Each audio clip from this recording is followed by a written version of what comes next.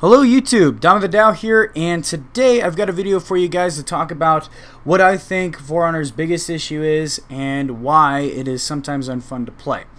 So, let's get right to the content.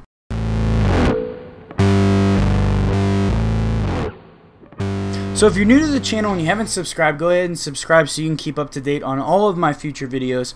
So, let's get started on this though. I kind of want to get this out of the way quick. I wasn't really in the mood to make a video today, I'm going to be completely honest, but I started playing and then I really started thinking about this.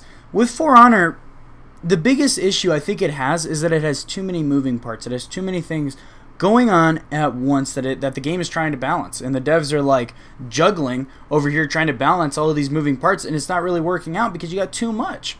I don't think they started from a good place either. Like, playing this game, honestly, a big thing that came to my mind was that these guys just thought, okay, let's have knights, samurai, Viking all team up and fight each other. Okay, cool.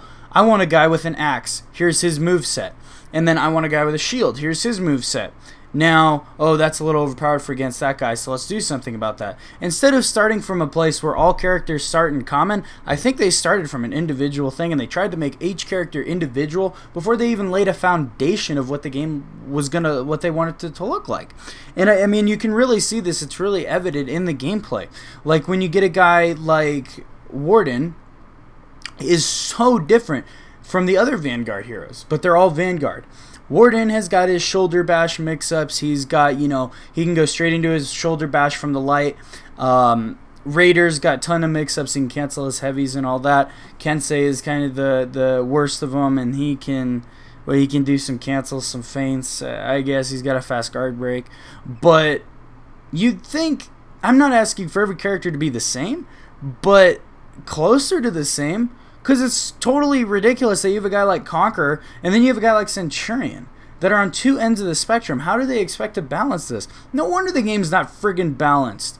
You have two ends of the spectrum going at it right here. It's like, what is it like? It's like trying to create a sport that involves professional baseball players and professional football players.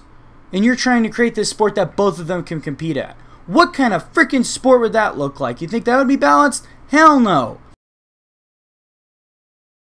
So anyway, this was really kind of frustrating me because I was playing as Warlord, I was playing as Raider, I was going up against Shugokai, Shinobi, a little bit of Gladiator, and it astonished me that they are so different from all of each other. They should have started from a place, this is how honestly they should have started. The defensive characters will block, offensive characters will attack. The offensive character attacks, the defensive character blocks, and it should have built up from that. The offensive character has a light attack and a heavy attack. The defensive character has a parry, and he can get a light attack off the light attack, and he can get a heavy attack off the, or no, he can get a light off the heavy and a heavy off the light.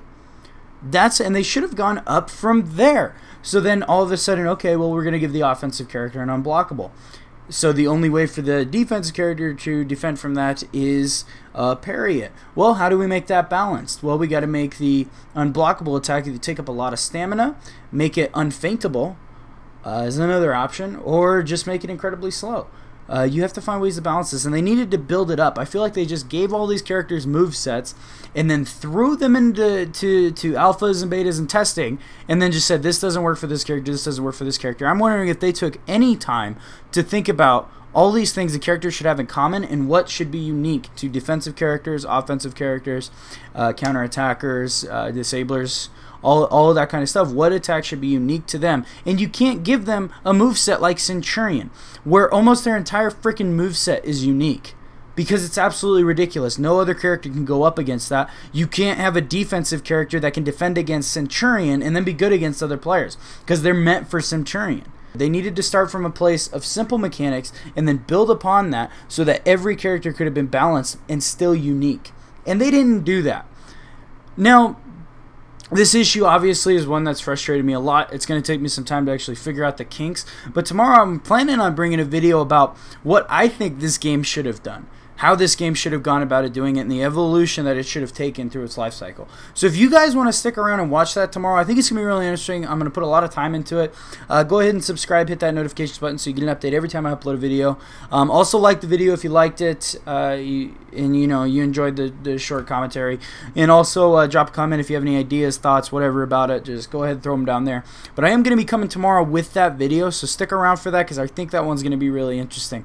But anyway, thank you guys for watching, and I will see you tomorrow.